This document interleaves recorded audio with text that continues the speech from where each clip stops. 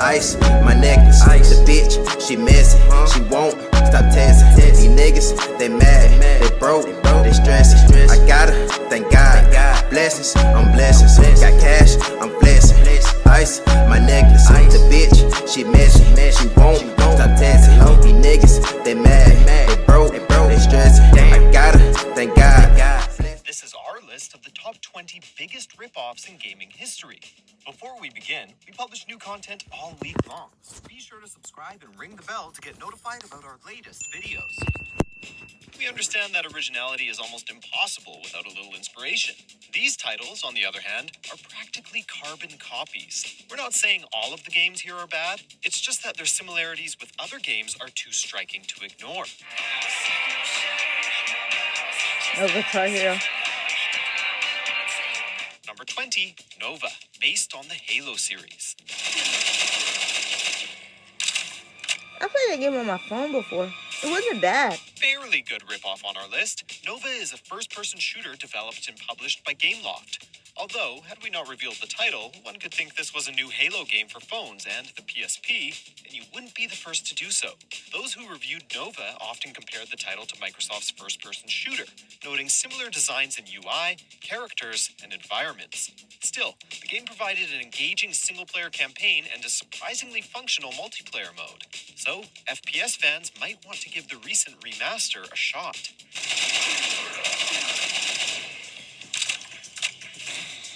Number 19, Garfield Go, AR Treasure Hunt, based on Never played Pokemon that Go. one.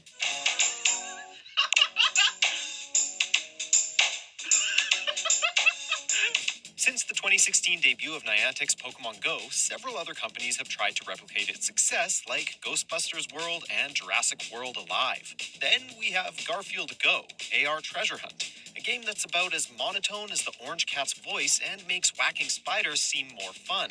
Flick lasagna into Garfield's bowl to get him up to help you find lost treasures and complete scavenger hunts. Besides the minigames that are on the same level of stupid as Odie, there's nothing about Garfield Go that makes itself memorable.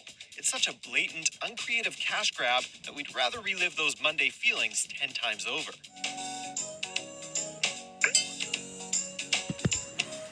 Number 18, Rock Band series, based on the Guitar Hero series. I heard of Guitar Hero.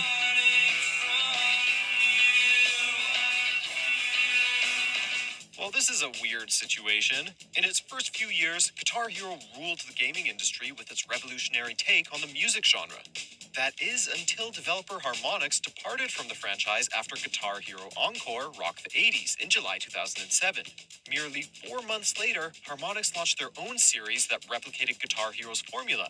Rock Band followed the same mechanics of pressing colored buttons in time with the song, but it was a bigger pain in the ass to deal with. Seriously, what kind of game makes you I played that find game more before, and I peripherals? didn't. While Rock Band saw its own success, the franchise would suffer the same fate as Guitar Hero, collapsing from manufacturing and licensing costs.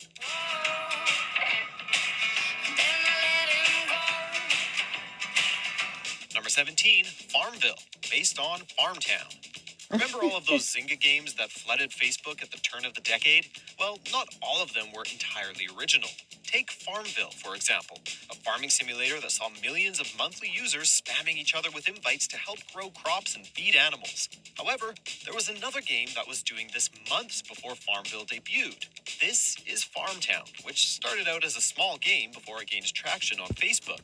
Zynga took note of this and managed to steal the spotlight and aesthetic from Farmtown in late 2009.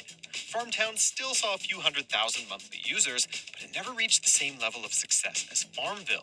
Number 16, Fighter's History series, based on the Street Fighter series. I was just gonna say that. A sincere form of flattery or a shameless copycat? Judging from the quality, we'd say Fighter's History falls under the latter. Data East, whom we'll see more of later in the list, developed this 2D fighter but seemingly forgot about what makes Street Fighter so incredible, particularly Street Fighter 2. It's fast, tight, and shows some personality with its colorful characters and environments. Fighter's history does anything but that, opting for a slower experience and trying to implement character weak points. Capcom noticed the similarities between the games and attempted to sue Data East, but lost the case on account of Scene's affair. At least the judge acknowledged Data East's possible intentions to copy Street Fighter.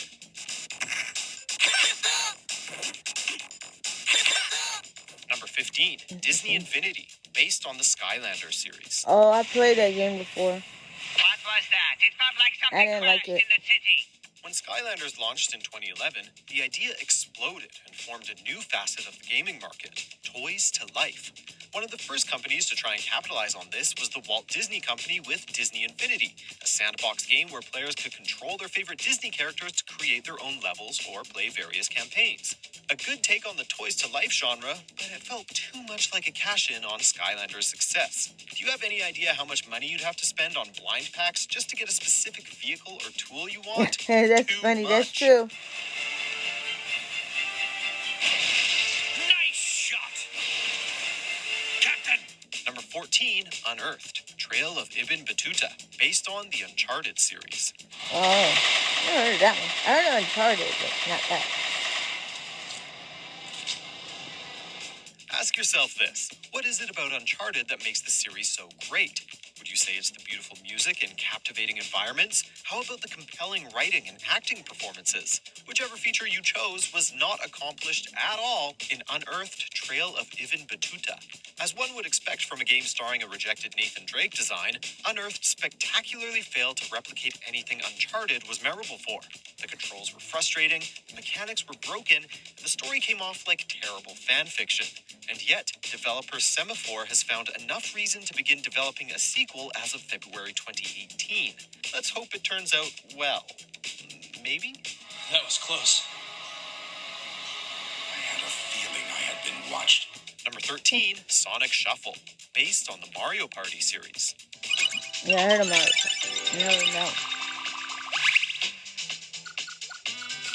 Let's be honest, Sonic has been copying Nintendo's Plumber since his debut in 1991. Remember, Sonic I was can believe conceived that. after co-creator Yuji Naka tried to finish the first level of Super Mario Bros. As fast as possible.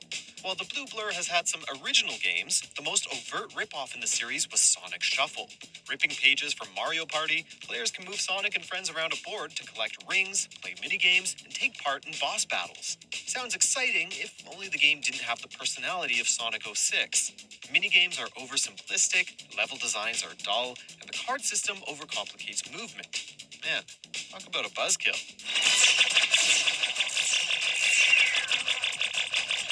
Number 12, Infinite Crisis, based on League of Legends and Dota 2. Yeah, I have never heard of that other game you just said. The early 2010s saw a rise in MOBA games, specifically League of Legends and Dota 2. In the same way we saw the toys to life market, MOBAs suddenly exploded and everyone wanted a slice of the pie, including Warner Bros. Interactive. With developer Turbine, now WB Games Boston, the two launched Infinite Crisis, a MOBA starring the greatest superheroes and villains from DC Comics. While the concept seemed like a surefire success, it looked too similar to LOL and Dota 2. There just wasn't anything to make itself stand out. Even the roster had nothing against the League's dozens of characters. And so, the MOBA shut down in August 2015, merely 5 months after launch. Justice! Take that!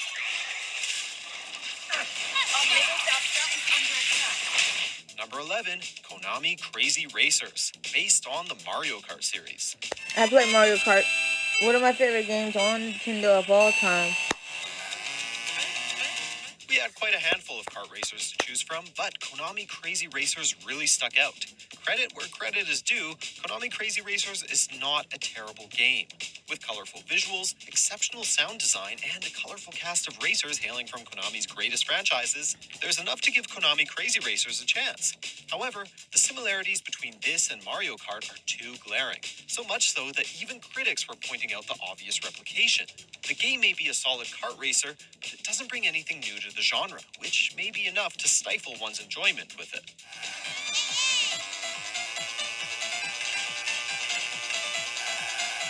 Number 10, Castle Miner series, based AKA on Minecraft. I play Minecraft. Whew. Most Minecraft ripoffs fail to see what makes the game so special. So long as you're dropping the player in the middle of nowhere, give them a pickaxe, and drop a bunch of random enemies in the world, you're gold. This is exactly what the Castle Miner series did 4 months before Minecraft 1.0 officially launched. Regardless of the bland gameplay and unimaginative environment, Castle Miner became one of the most successful Xbox Live indie games, selling over 1 million copies 10 months after launch. The series would later spawn 2 sequels, Castle Miner Z, which copied popular survival So games, they like and Castle this Miner game better Warfare, than Minecraft. which tried Oh, copying Call goodness. of Duty Modern Warfare.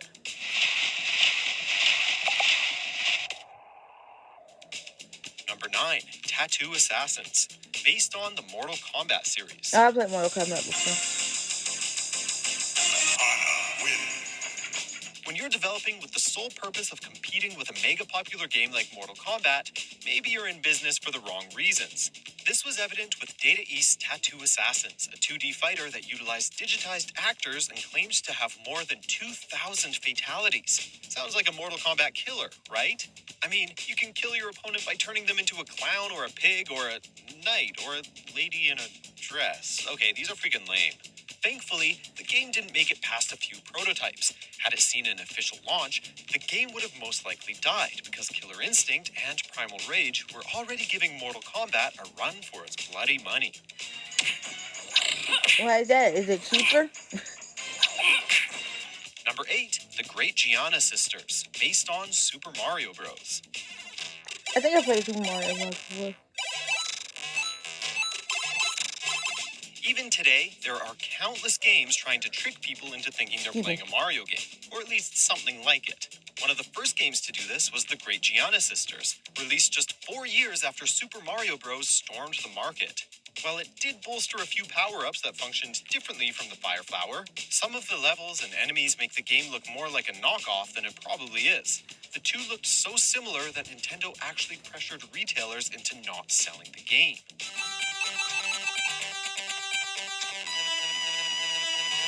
Number 7, Oceanhorn, Monsters of Uncharted Seas, based on the Legend of Zelda series. Oh, I played Zelda. Way too difficult for me. Oceanhorn isn't a terrible game, not by any stretch of the imagination. It provides a solid action-adventure for mobile platforms that only takes about a week to finish. Although, we can't blame you if the game feels a little off. The art style, world, and gameplay hits a little too close to home. Our hero uses bombs, archery, and even a spin attack with his sword. There are even moments in the game where you have to sail to various islands. With all of these combined, it makes it very hard to withhold saying, this is just like Zelda. The deserts of Pirta, mysterious Guildfolkstra, beaches of Southwind Isle. Number 6, Saints Row and Saints Row 2, based on the Grand Theft Auto series. I have never played Grand Theft Auto and I never played Saints Row either, so. Today, we know Saints Row as a quirky sandbox adventure with the weirdest guns and superpowers. Seriously, where else can you play as a toilet and assault random people on the streets? However, it did originate as a franchise that was supposed to compete with Grand Theft Auto, a feat no one could dare to accomplish today. The first 2 Saints Row games attempted to capture the same vibe as Rockstar's blockbuster series. It had the same urban atmosphere, the same open-world gameplay, but it's clear the two evolved into their own respective identities as the years passed, like 2 childhood friends.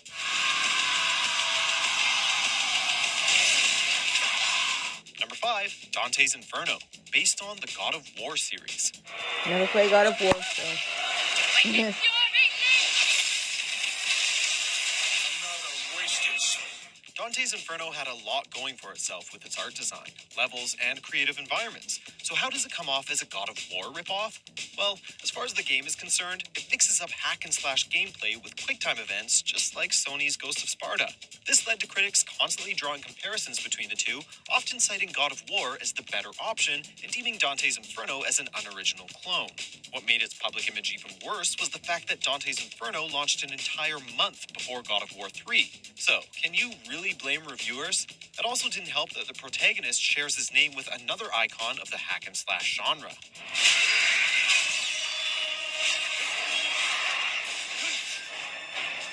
Number 4, PlayStation All-Stars Battle Royale, based on the Super Smash Bros. Series.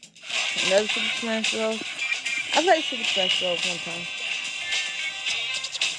There are a ton of Smash Bros. Clones out there, but there's a few reasons why PlayStation All-Stars Battle Royale makes the list. While the game tried doing its own thing and making super moves the only way to score points, PlayStation All-Stars didn't do much else with the fighting crossover formula. It was basically a slower and less energetic Smash Bros. For PS3. To make matters worse, Sony used Nintendo's flagship fighter as a YouTube tag for one of PlayStation All-Stars trailers.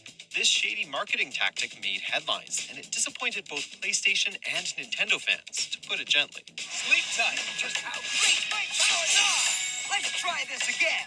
Number 3, The Simpsons Road Rage, based on Crazy Taxi. Didn't think we were gonna make it, did you? Thanks for the lift, dude. I played Crazy Taxi before. Just like Crazy Taxi, The Simpsons Road Rage tasked players with speeding through Springfield and bringing passengers to various locations. Outside of characters and locations, Road Rage was almost an exact copy of Sega's hit driving game. So much so that Sega filed a lawsuit against developer Radical Entertainment and publisher Electronic Arts. The case was quickly settled before it went to court, but this wouldn't be the last franchise for The Simpsons to copy. Even after this debacle, The Simpsons Skateboarding and The Simpsons Hit and Run would copy Tony Hawk's Pro Skater and Grand Theft Auto, respectively. Wow. Nice 50-50 grind. Whoa! Number 2, Candy Crush, My sister based played that on game all the Bejeweled time. series.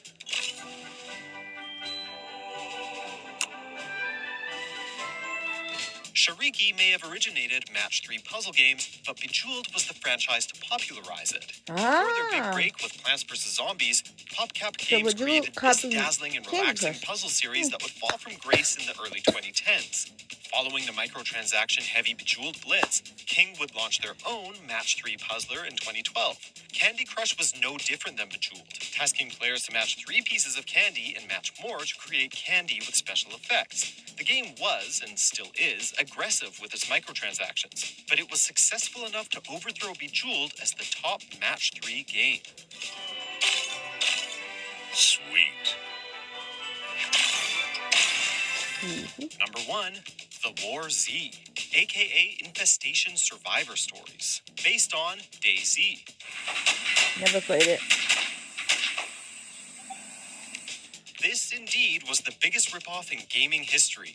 As if riding the coattails of DayZ wasn't enough, The War Z misled customers by advertising features that weren't in the game at all.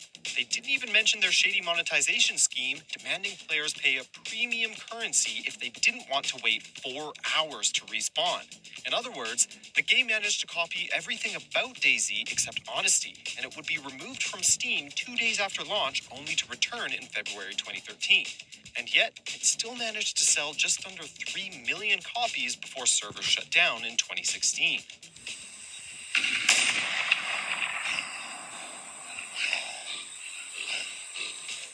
Check out these other great clips from Mojo Plays, and be sure to subscribe and ring the bell to be notified about our latest videos. Alright, so squad, the top biggest ripoffs in gaming history. I would say the one that's the worst one is the one that's based off Guitar Hero and Bejeweled. But the one that I do like in the video was the Crazy Taxi, when one company sued The Simpsons, whoever created The Simpsons, and it ended a lawsuit. Then they copied the other games from Tony Hawk and someone else. I'm like, that's just nice. Anyways, Chaos Squad, if you're new, make sure you like, comment, share, and subscribe. We're on the road to 200 subscribers. My goal is to get to 200 subscribers by my birthday, October 5th. If we can't get it by then my goal is to get to 200 by the end of the year, December 31st, 2023. That is the goal. Comment down below what is the worst video games that on this list that you have played. I played Super Mario Bros. I played Mortal Kombat. I played Uncharted. Halo. There was another one that I forgot. But anyways, Chaos Squad, I'm out. Peace.